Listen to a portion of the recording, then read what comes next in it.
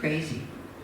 They don't function anymore when he's in difficult life today. Huh? You can't use an iPhone, a smartphone. No. I kind of lost contact with him because it's a schoolmate, the mother, so I don't know what's happening to him now. So I don't know. Okay. So these kinds of ethical conduct is kind of, all three are practiced together, like stopping to harm others, creating virtue, benefiting as much as you can. But it says for beginners, the first one is the most important.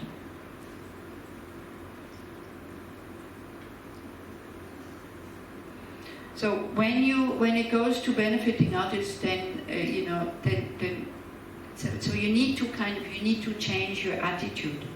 It's not me helping them; it's actually them helping me to attain enlightenment. Because otherwise, you would want them to say thank you. You would want them to be grateful. You would want them, if you need help, that they come running when you do need help. And that spoils the whole thing. This is why the Buddhas, making prostrations to the Buddhas, making offerings to the Buddhas, reading sutras, or doing the Buddha's praises, like that. It's quite safe, because I'm not expecting the Buddha to come and say thank you. Oh, you praised me, how wonderful, thank you very much, I'll be very kind to you. Yeah? It's not like that. So that's why the Buddhas as a field of merit are quite safe, that we don't want anything back. With the others, we really have to be careful there. Because usually we feel like the one who's helping and who's giving, and so we turn it the other way around. If it would be for you needing something, I couldn't create positive energy. Yeah.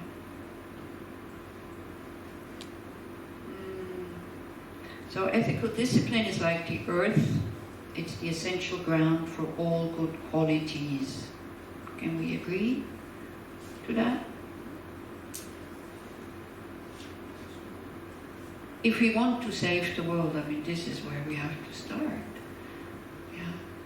So, and when the Buddha says, there is suffering, the suffering of pain, but also suffering of change, suffering of never finding that really satisfies us.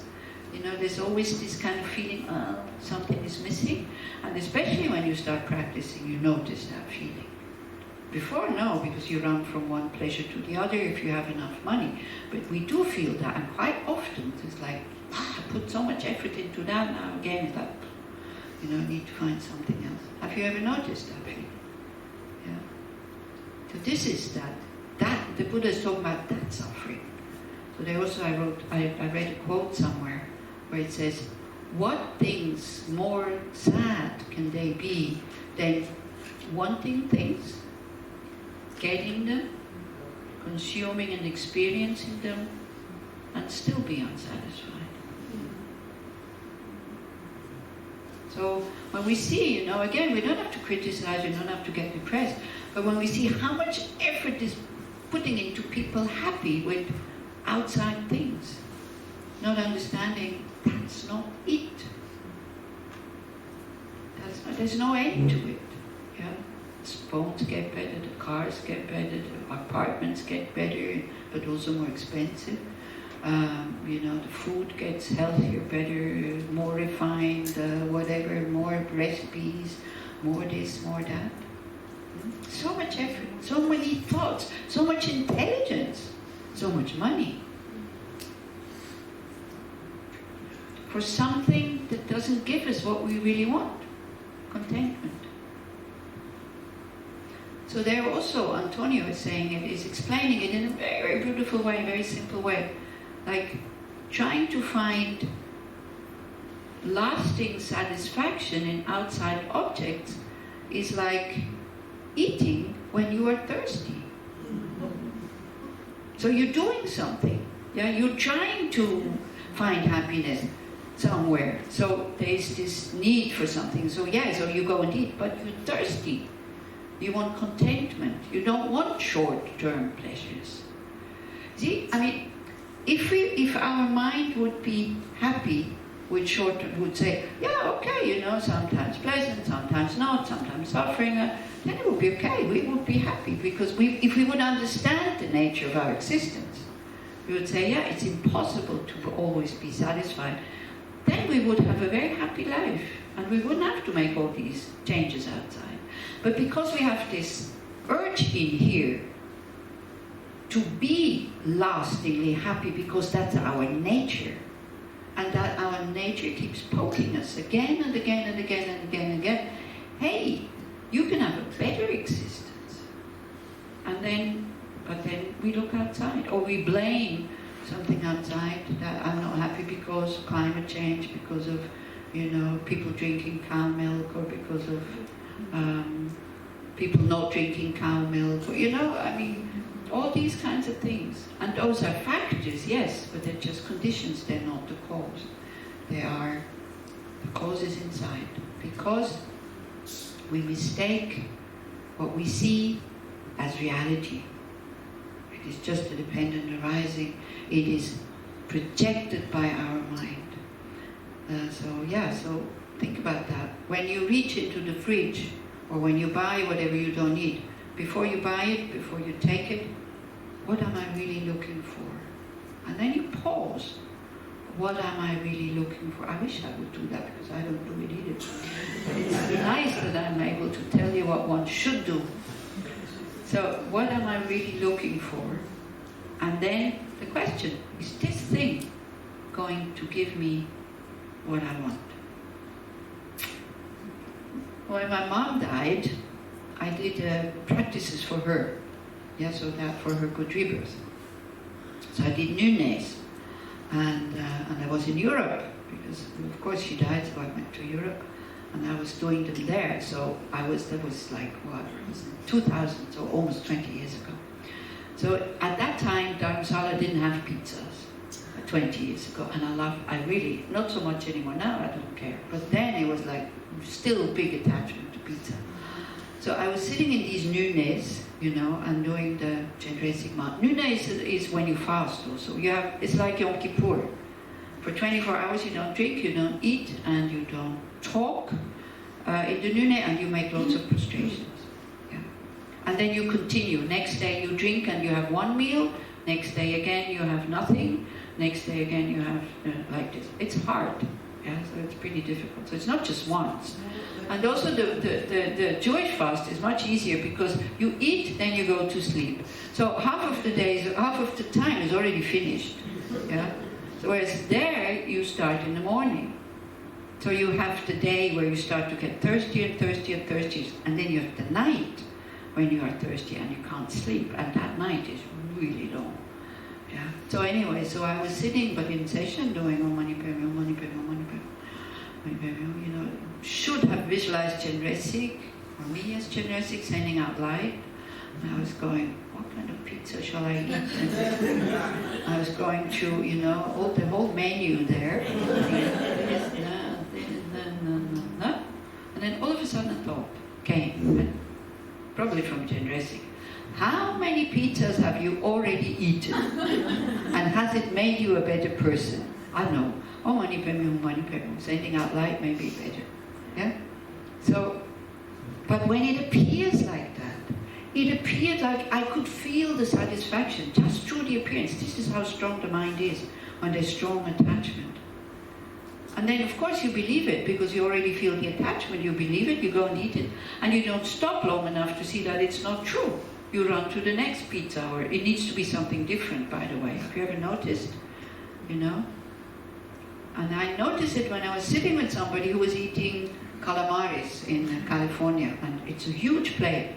So if they were deep fried, and then he started eating it, and then I said, how are they? And he was halfway through, he said, well, it's getting really boring. Yeah, they're only nice at the beginning, then it's nothing. If you can't change it for another taste, it becomes boring. So if you have a problem with food, if you overeat, eat only one kind at the time. Because then you will stop when it starts getting boring. But we keep switching. And this is why everybody likes these buffets. Me too, because then you know this, and you go from one to the other. But the satisfaction is in none of them. It's not that you chose the wrong things. When you choose your gelato, your glida, yeah? It's not the wrong one that doesn't give you lasting satisfaction. None of them will give you lasting satisfaction. But we need to remind ourselves again and again and again and again, because we don't have the mindfulness, the memory to know. You know, we only know about, so we need to bring it back again and again and again and again. Yeah, so like this. So basically we need to see, what do we really want, you know? And this wish for lasting satisfaction is there. It is there for everybody. We can't do anything with it. And when the Buddha says why you are not satisfied, why you are not happy, that the causes are negative emotions like aggression and greed and anger and desire and all this.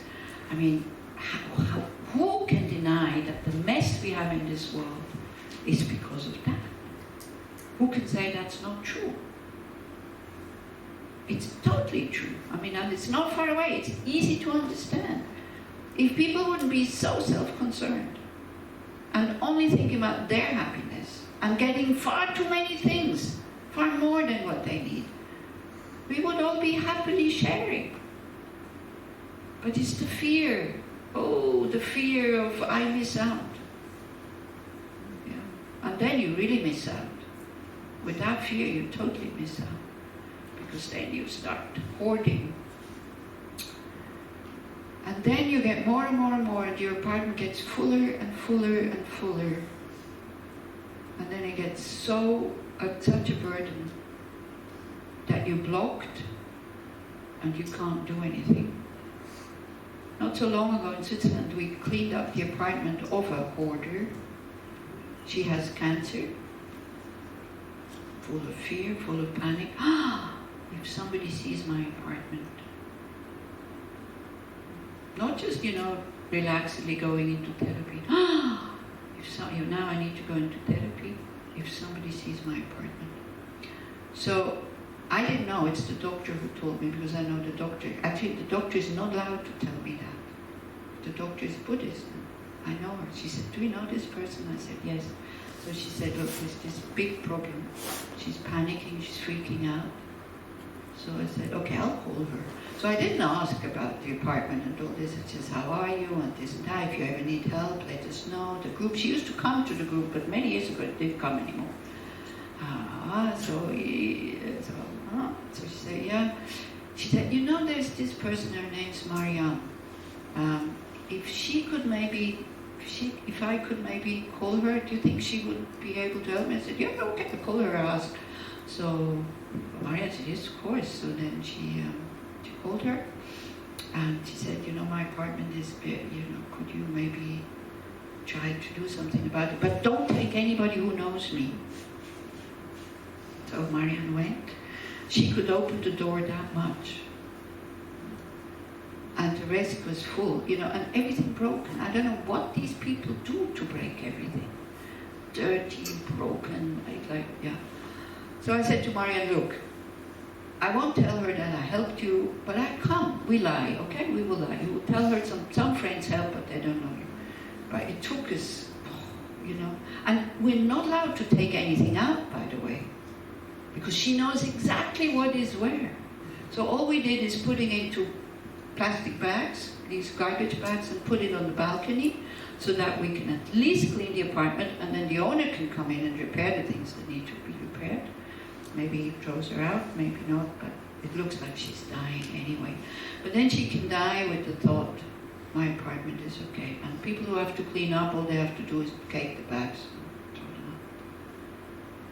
Sickness. It's a sickness. It's a sickness of fear of not having enough that doesn't stop. So please don't judge these people, Please don't judge them.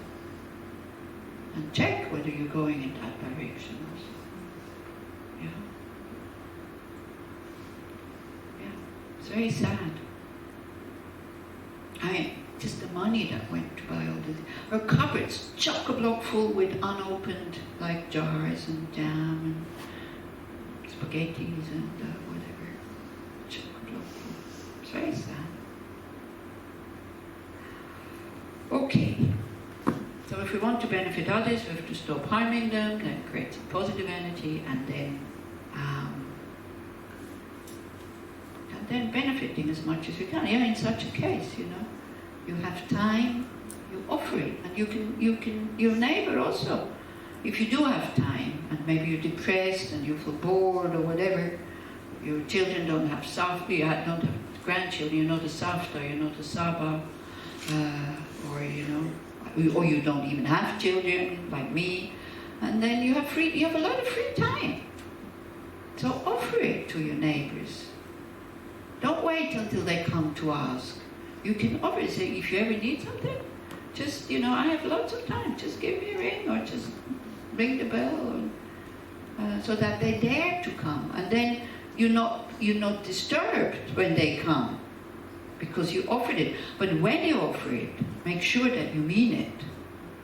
And don't do it the Swiss way, where you offer help in order to have a good reputation, but then when you come, they get kind of, what? No, I don't have time now. Yeah? You have to be really, really sure that you want to do it. Otherwise, you see it as a duty, and then you feel you're not happy about doing it. So I'm quite good at asking people for help. So if you don't feel like helping, then say, no, it's fine, I will still like you. It's okay. Yeah? But if I don't ask and people don't know what I need, then also they can't help. So whenever I ask you for help and you feel like no, then just say no. And even now you heard it, even now you feel like not doing what you said you would do, then say no, I don't feel like doing it. It's fine. It's okay. I don't like unhappy helpers. It's not nice to work with them. It's a drag. Yeah. Okay. And then ethical conduct also. It's a few quotes, but it's from the scriptures. Ethical conduct, they say, it has a smell, it has a scent. Like it's like perfume, like very beautiful perfume that's not overpowering, but just, you know. So that's ethical conduct, has this kind of smell, because unethical conduct stinks. So the quote from probably the Lamrim, I can't remember where I got it from, is like, not all jewels look good on everybody. You know, because sometimes the most beautiful woman, she doesn't need jewels, but maybe sometimes also not so beautiful. They try to put very nice jewels, and it's a bit nasty. But I was in the South Pacific, so I spent lots of time in the South Pacific. So one place also Tahiti. So that was like 30, 40 years ago almost. So you have these cruise ships that come, and that time also, cruise ships were only for very rich people, you know. Not like now, everybody goes on a cruise ship.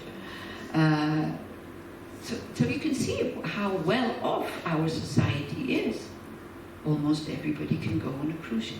There was these very, very rich people, and in general they were old.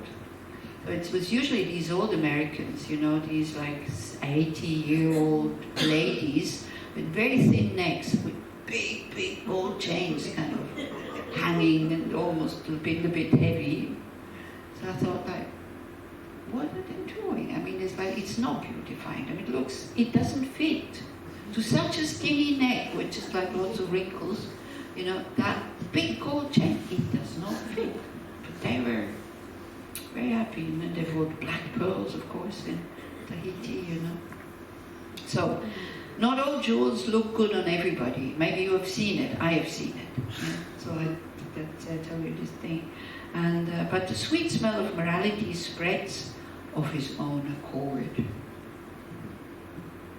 Nice. Yeah. Nice. Like babies. Babies somehow seem to have a good smell. Yeah? Because they're not unethical. I mean, it's totally made up now, but I just had the thought, maybe that's why they smell so good. And then old people in general don't smell good from their own side. Also because their sense of smell kind of disappears. So they don't smell their own smell or the smell in the apartment, so they don't feel disturbed by it. Yeah. A friend of mine also is losing her sight a little bit. Says, when I don't feel like cleaning, I just take off my glasses. So also, it's not that old people are dirty or anything like that, but it's also because they don't smell it anymore. So then again, please don't judge them. And they don't have the energy sometimes also to. You will feel it when you are old, how these things change. I was just, this morning I took a shower and I was actually thinking, I don't feel so much the effect of the shower anymore. Taking shower or not shower is almost the same. Like before, after shower, you're full of vigor and wow, it disappears with age. That's why they don't like to take showers. When you said, where are you? Sylvia, I think, yeah? You are Sylvia. What's the lady with the glasses name? We didn't introduce ourselves. Spent the night together, don't even know your name. No, you're the one with the bigger glasses. No. Esther. You said you're working with old people, yeah? You said you work in old people's home. Both of you. Okay, both of you, so good. So then you don't need to make the distinction. And then, because it's both. And then it's like, sometimes, you have, I don't know how it is here, but sometimes you have to force them to wash, and they really don't want to wash, isn't it? So then in order for the nurse, we have a Buddhist nurse who works in an old people's home, so there is this, when you do nunes, and you're supposed to wash your hands and your feet, but you don't want to do it every time you go out the compound. So all you do, you dip your fingers in water and you go tuck, tuck. And then that is symbolic for washing. So she said, I do this with the old people because they don't want to wash. I mean, some of them are in the process of almost dying. And why do you want to bother them with these things? So then it's like, that's how she tells them how to wash, and then everybody's very happy. She doesn't lie, they wash, yes. So now here I'm telling you all these tricks. So spiritual practice offers help for the future, but not much point if it is of no help now. This is also important. If you practice ethical conduct, it should make you happy. It shouldn't make you feel like a friar and like a loser and not having courage and like that, Even if you lose out momentarily now, maybe, yeah, because you're not lying or and all this, it should make you happy. But it will only make you happy if you know the consequences of it. But also then you're not doing it because you want something in the future, but it will help you do it when it's difficult. And it will give you good self-esteem, I think. Yeah, I think it will give you good self-esteem. Okay, I'm not saving the world, but at least I'm not harming anybody. And if you are with a dying person who is restless and all this, and they feel like, you don't know how to help them, and they have no refuge, like they have no religion where they can take refuge, then, go into this. Have you, hopefully they haven't, but also it's good if they say if they have you harmed anybody in a big way in this life? And when they say no, I say, wow, how wonderful. If they say yes, it's good if they can confess, actually, because that is what's making them restless. But very often what is making them restless is something very small. Yeah? There you can see how we carry these imprints of unethical behavior. As long as we have the strength of mind to suppress them and to put them aside, they're not bothering us. But then at the time of death, you don't have the strength of mind anymore. And it could come back, and then it would make you very restless. So that's why also, when you can go, with the thought, wow, as much as I can, I didn't harm anybody. How wonderful. How wonderful. We don't even have people who have compassion and are loving. Ethical conduct is enough. Is enough. It would be enough. Okay? Do you have questions to that? You're very quiet listeners, actually. Yeah. Ethical conduct is something very human. On the Judeo-Christian tradition, it comes from God. Yeah.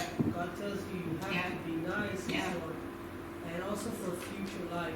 Yeah. For example, you have to take care of your parents in order to have long life and better life and so on. And in Buddhist tradition, we're talking about rebirth. Mhm. Yet, there are people that are practicing Buddhism. For example, Zen, which is a little bit different from Tibetan and other traditions, that rebirth is not such a big issue, Mhm. and still ethical living is important. Yeah. So I'm curious to know on what base can it stand, if not for rebirth on one hand, and on the other hand, if a person like me, which is thinking about rebirth, and I'm not sure that I can take it as you, Mhm. probably because I'm still That's a fine. student. Is it some kind of thing that I have to work on in order to be a better person on an ethical level? I mean, is it something that I lack? What? Ethical conduct. Rebirth. No, I mean, ethical conduct is for now, and also rebirth, we're not talking so much about rebirth. I mean, Yeah, but thinking about the rebirth is helping me now so I can then live a life so I can die without regret. But I need to do it now. Yeah. It's the motivation. But And I think if you choose to be ethical, the benefit from it you get very quickly. Now. I don't know if maybe somebody can say, as a witness, maybe somebody can say something you used to do that was unethical, and then you took the decision not to do it anymore, and then to tell us what has changed. Where's Chaya? We don't have discussion, Maya. We don't have discussion group today, do we? I don't know. I don't think so. We don't have a lot of time. We don't have a lot of time, yeah. Or maybe you can discuss, or you can look into yourself, you know, this whole thing. If you have something like that you used to do mindlessly, because it's not that people are unethical like planning. A lot of unethical conduct comes because of not being mindful. yes, that's true. Yeah. And then, as you say, it is a human thing. It doesn't need to come from God or the Buddha who talks about rebirth. If you know that if this happens to you, it hurts, you do it to somebody else, something stays as an unhappy feeling. That's true. It can be then painted over with very good kind of arguments, I have to do it because la la la la. But then, especially at the time of death, it comes out, or it just sits, and it manifests in sicknesses. And you're asking me whether you need to believe in rebirth to be an ethical person. Is that what you're asking? No. Oh, then I didn't It's understand. a little bit delicate because I can be ethically, I can live an ethical life, having no Paticca Samuppada, and this is enough. And this other, I'd say, part of rebirth is not necessary, Mhm. I think. Yeah, And it's I fine. think, and I'm asking myself, am I lacking the belief or the faith in rebirth in order to be even more ethical? Is it a problem? No, I mean, I can't answer this question because I raised it myself this morning by saying, I wonder if ethical conduct will hold when you have to give up something really big if you don't believe in karma or if you don't believe in a God. I wonder, I don't know. I think this is there's no, I cannot answer your question, only you can answer your question. For me, it definitely helps to abstain from things that I would like to do, to think about my next life. For me. But that's for me. And this is why, again, you know, this whole thing is, we would like to have one package thing that fits everybody. Doesn't, you know, we can go talking, for some fits, for other stuff. All these spiritual practices, you know, they have like millions of medicines that help in a specific case. But if you don't know the medicine and you don't know your sickness, then it's like going into a chemist store and just say, oh, this is red, I like this one. give me some of the blue ones, and then maybe you have diarrhea and you think, today I take the green one, and then it is a medicine for constipation. Yeah, you see, like all these beautiful methods, if you apply them, for example, at the wrong moment,